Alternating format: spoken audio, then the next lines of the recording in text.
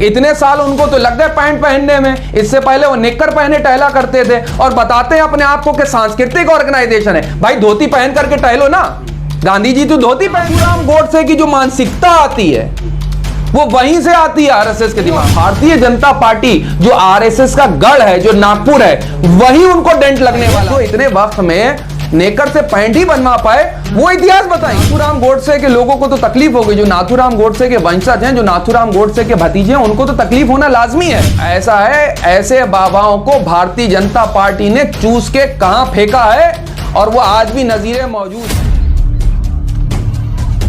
के अंदर भारतीय जनता पार्टी बहुत परेशान है और जो खोखा सरकार है उसकी बातें खोखली हैं, चुनावी वादे उसके खोखले हैं, लोगों के साथ जो उन्होंने प्रॉमिसेस करे तो वो खोखे वाली सरकार है, इसलिए उन्होंने वादे और जुमले अपने खोखे वाले कर रखे हैं, तो खोखली सरकार है वो, इसलिए वो कर रहे हैं क्योंकि उनके पास बताने के लिए कुछ नहीं। और भारतीय जनता पार्टी जो आरएसएस का गढ़ है, जो नागपुर है, वही उनको डेंट लगने वाला है। इसीलिए उन्होंने औरंगजेब का मुद्दा उठाया, उसके बाद आप देखेंगे जाके टीपू सुल्तान का मुद्दा उठाया, और नाथूराम गोडसे की जो मानसिकता आती है वो वहीं से आती है, आरएसएस के दिमाग से, और उसका गढ़ है। और नाथूराम गोडसे की जय जयकार करने वालों को तकलीफ होना लाजमी है, वो उस पर नहीं जवाबदेही देंगे। अभी के जो सियासी हालात है, इस चीज को समझने की जरूरत है और लोगों की भी बहुत ज्यादा सतर्क रहने की जरूरत है कि किस बात के ऊपर वो लोगों को हिंदू मुसलमान के नाम पर भिड़ा करके पोलराइज कर दे। सिवाय एक मुद्दे के दूसरा मुद्दा भारतीय जनता पार्टी के पास क्या है बताइए?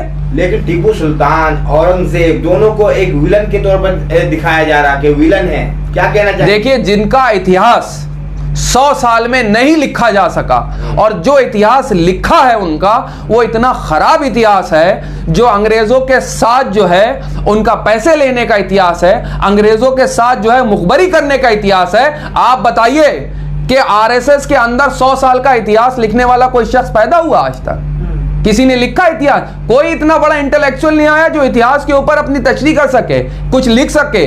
कुछ इतिहास नहीं आरएसएस का।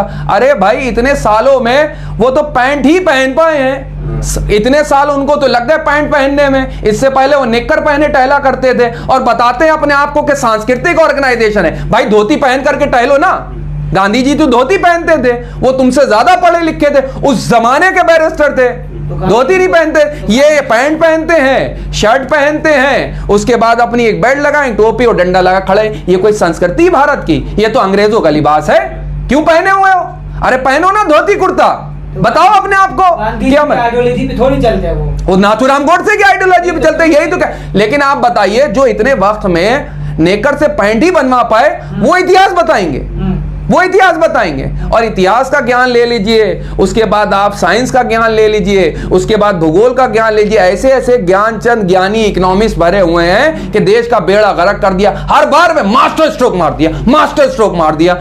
जीडीपी बर्बाद कर दी नोटबंदी करके, जीएसटी लात में लेकर आते हैं, ढम ढम ढम ढम ढम ढोल बजवाते हैं। भाई साहब, आपने जो है छोटे व्यापारी मार डाले, आत्महत्याएं कर ली लोगों ने, असंगठित क्षेत्र के ऊपर इतना भयानक आपने प्रहार करा है कि आज तक छोटा व्यापारी उठ नहीं पाया। फिर उसके बाद कृषि कानून बिल लेकर के आते, कहते मास्टर स्ट्रोक मार दिया, मास्टर स्ट्रोक मार दिया। क्या मास्टर स्ट्रोक मार दिया? 650 किसान शहीद हो गए। फिर उसके बाद आप देखिए, जवानों के लिए लेकर के आते हैं, कितनी ट्रेनें जली, बसें जली।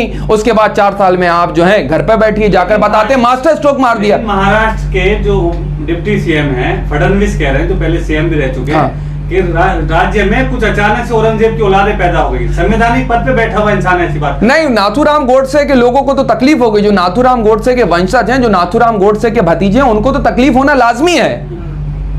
तो वो औरंगजेब की बात क्यों करने लगेंगे?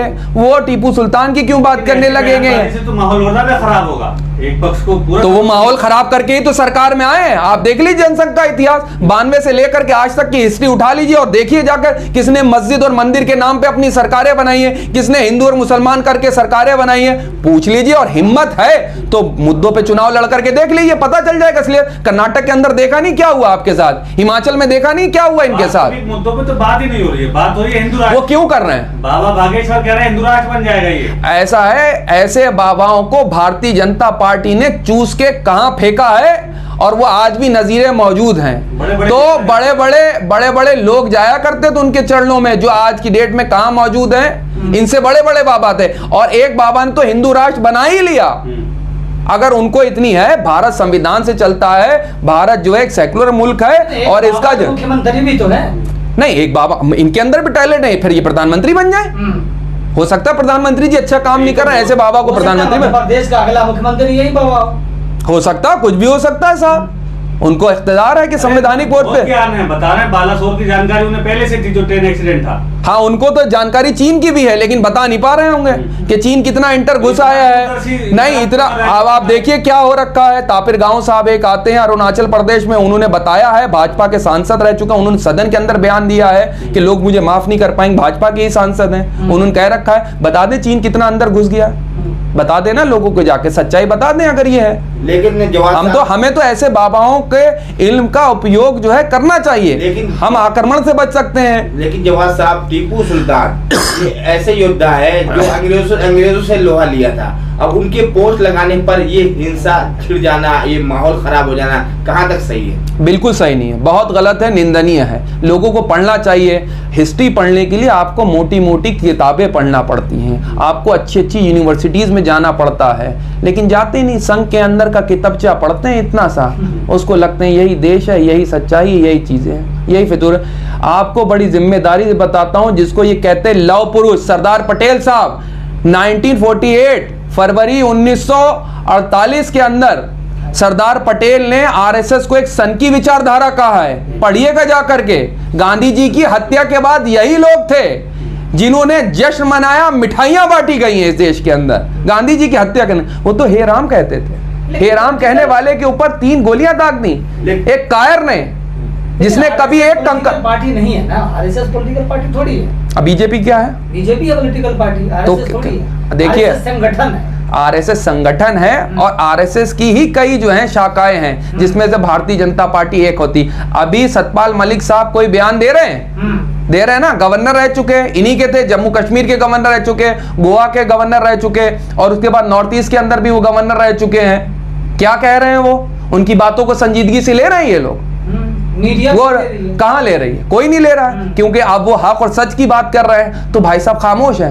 पूरे जितने उन्होंने जनसंघ के एक बड़े नेता के ऊपर आरोप लगाए, राम माधव के ऊपर, आज तक सफाई नहीं दे पा रहे हैं। पकड़िए जाके सतपाल मलिक को, डालिए जेल में, आपके अंदर हिम्मत है सतपाल मलिक को, वो भी तो कुछ बात कह रहे हैं। खासतौर से सॉफ्ट टारगेट मुसलमान हैं, माइनॉरिटीज हैं, अकलियत हैं। कभी आप जो है पंजाब को टारगेट करेंगे, कभी जो है आप साउथ में लोगों को टारगेट करेंगे, कभी आप जो है बंगाल में लोगों को टारगेट करेंगे। आप सरकार ही नहीं चलने देगी। देखिए ना क्या करा उन्होंने अरविंद केजरीवाल का हाल, देखिए ना क्या हुआ मनीष से। और ये खतरे की घंटी है सभी देशवासियों के लिए।